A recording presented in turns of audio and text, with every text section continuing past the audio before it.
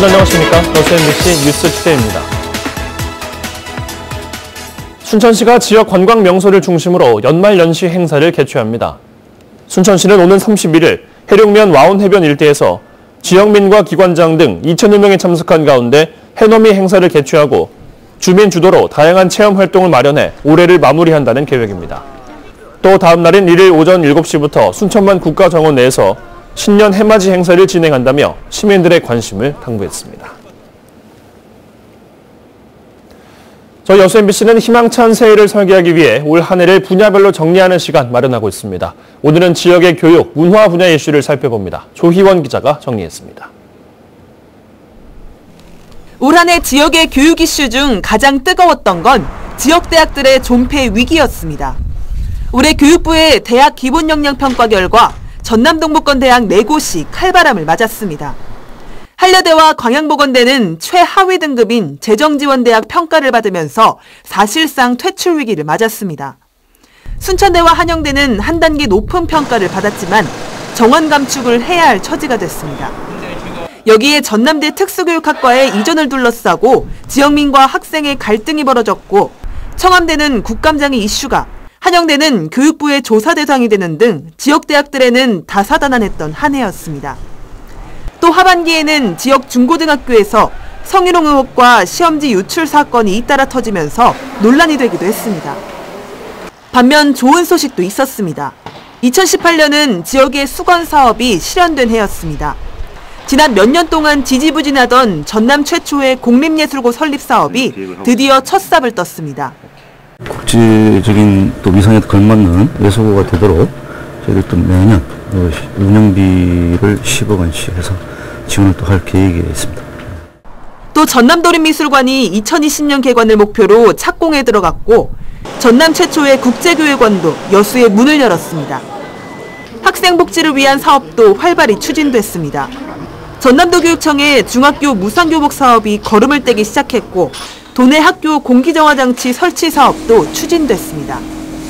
한편 문화 분야에서는 이렇다 할 만한 지역의 문화 이슈가 없었다는 평가와 함께 관련 정책을 지적하는 목소리가 나왔습니다. 특히 청소년 문화시설을 마련하려는 노력이 올해도 부족했다는 평가를 받았습니다. 단체나 이런 수련시설들이 예산 걱정 없이 적극적으로 프로그램을 개발하고 보급할 수 있도록 지원하는 것도 제일 중요하지 않을까라고 생각을 하고요. 미래 지역 일꾼을 길러내기 위한 교육과 문화 분야 사업. 내년에는 올해보다 적극적인 정책 추진으로 기반을 다지는 작업이 필요해 보입니다. MBC 뉴스 조희원입니다. 광양 황금산단에 들어설 광양 우드펠릿 화력발전소가 산업부의 사업 승인을 받았습니다. 황금산단 부지에 국내 최대 규모인 220메가와트급 바이오매스 발전소를 건립하는 이번 사업은 환경부의 환경영향평가 조건 승인을 통과한 뒤 산업통상자원부에 공사계획인가를 남겨두고 있었습니다. 광양지역 시민단체는 지난 1년 8개월 동안의 철회 시위에도 불구하고 사업인가 결정을 내린 것에 유감을 표하면서 발전소가 약속한 환경설비와 감시 시스템, 사후 환경영향평가 등의 조건 이행 여부를 감시하는 한편 반대 시위를 이어갈 계획이라고 밝혔습니다. 여수 챌린지파크 사업 대상지가 관광단지로 지정돼 사업 추진에 탄력을 받게 됐습니다. 여수시는 화양면에 있는 챌린지파크 사업지구를 관광단지로 지정하는 안건이 전라남도 도시계획위원회 심의를 통과했다고 밝혔습니다. 오는 2025년까지 2,300억 원을 투입해 관광, 숙박시설을 건립하는 챌린지파크 조성 사업은 내년 1월 관광단지 지정 고시 이후 공사에 들어가며 1단계 사업인 집 와이어 설치 등은 내년 하반기 완공될 예정입니다. 누리호 시험 발사가 성공한 이후 나로 우주센터에 대한 관심이 높습니다. 특히 확장 사업이 예정된 나로 우주과학관은 국내 유일의 우주관문이라는 차별화된 관광 인프라로 각광받을 전망입니다. 최유식 기자가 보도합니다. 누리호 시험 발사의 성공으로 나로우주센터와 고흥이 주목받고 있습니다. 특히 나로우주과학관은 지역 관광 활성화를 견인할 것으로 기대됩니다. 정부가 한국 우주 개발의 산 역사를 한눈에 볼 수 있는 유일한 전시 장소로 한국형 발사체 개발의 전 과정을 전시하기 위해 확장 사업을 계획하고 있기 때문입니다. 오는 2021년까지 국비 220억 원이 투자돼 새로운 전시 콘텐츠가 개발되고 다양한 체험 공간이 마련됩니다. 우주비행 시뮬레이터와 무중력 체험 등 생생체험과 나로호 발사체험, VR과 AR을 활용한 우주체험 등 차별화된 체험 콘텐츠도 선보입니다. 이 전시관에는 발사체에 관한 모든 부분이 들어가게 되고요. 우리 국민들한테 우리 대한민국이 얼마나 자랑스러운지를 알려줄 수 있는 그런 기회가 될 것입니다. 과기부와 국회는 이미 이 사업의 필요성에 공감하고 내년에 3억 3천만 원의 마중물 예산을 배정했습니다. 여기에다 고흥군은 한국형 발사체 개발과 같은 국가사업과 병행해서 추진해줄 것과 설계비 10억 원의 국비 지원을 건의했습니다. 전 국민이 한 번쯤 꼭 오고 싶어하는 그런 대표적인 관광명소로 부각될 것으로 저희들은 기대하고 있습니다. 아울러서 관광객 유입과 지역경제 활성화에도 크게 한 몫을 할 것으로 기대하고 있습니다. 고흥군은 또 우주과학관의 효율적인 운영을 위해 운영 주체를 법인화하는 방안도 장기적인 과제로 신중하게 검토하고 있습니다. 나로우주과학관이 미국 케네디 우주센터의 사례처럼 연간 2천만 명의 관광객이 찾는 여수, 순천, 고흥 관광벨트의 킬러 콘텐츠로 자리매김하고 있습니다. MBC 뉴스 최우식입니다. 여수광양항만공사는 부산, 인천, 울산 항만공사와 공동으로 연구개발사업 개방형 아이디어를 공모합니다. 여수광양항만공사는 다음 달 23일까지 4대 항만공사 공동 연구개발사업 아이디어 공모에 나서기로 하고 항만과 해운 물류 분야 전반에 대한 산학연의 기술 수요와 연구개발 분야 신사업 발굴을 추진합니다. 이번 4대 항만공사 공모 사업은 기관과 개인 두 분야로 진행되며 기업이나 대학은 물론 연구소와 개인 모두 참여가 가능합니다. 광주 전남 상생 발전이 삐걱거리고 있습니다. 민선 7기 들어서 겉으론 상호 협력을 얘기하고 있지만 돌아가는 속내를 보면 무늬만 상생인 듯한 모양새입니다. 정용욱 기자입니다. 군 공항 이전을 추진하고 있는 광주시와 국방부는 올해 말까지 예비 이전 후보지를 선정할 계획이었습니다. 하지만 무안과 해남 등 거론되는 후보 지자체들의 반발이 거세지면서 결국 해를 넘기게 됐습니다.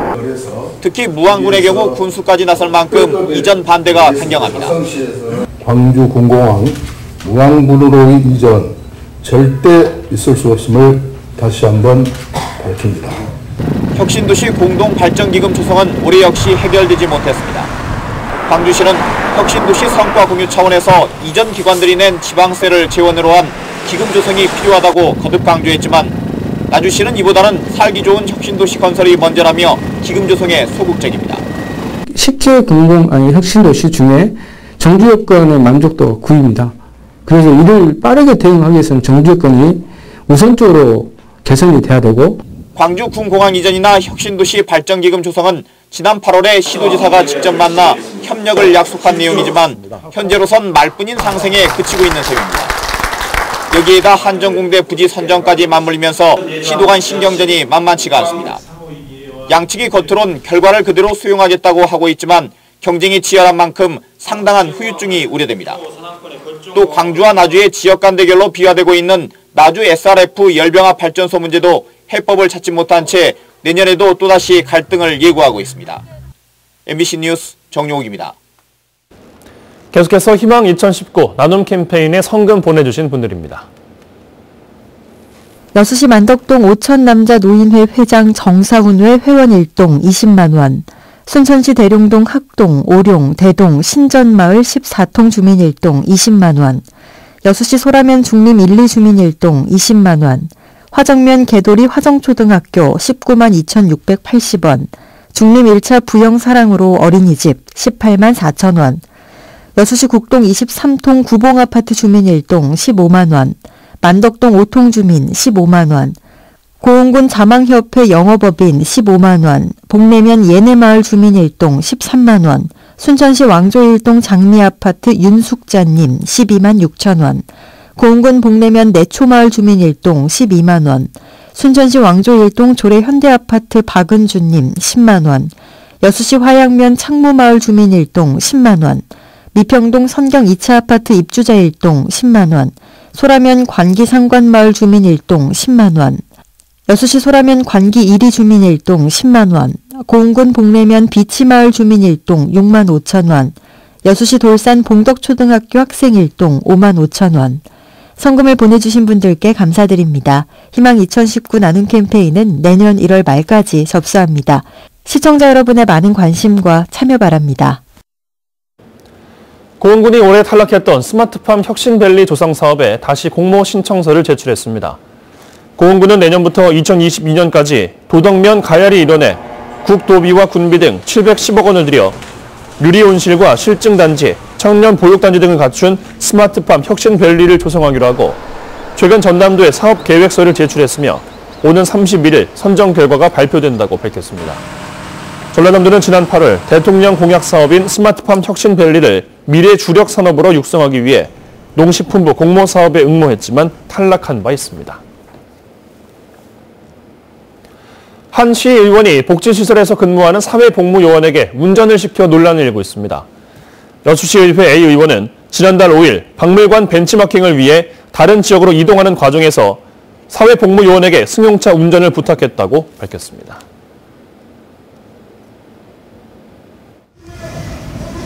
오늘 출근길 서울의 체감온도가 영하 20도에 육박할 정도로 춥습니다. 지금 출근길에 나선 시민들도 두꺼운 겨울 외투에 목도리까지 중무장을 하고 빠른 걸음으로 이동을 하고 있습니다. 아직 집을 나서지 않은 분들은 최대한 따뜻하게 챙겨 입으셔야겠습니다.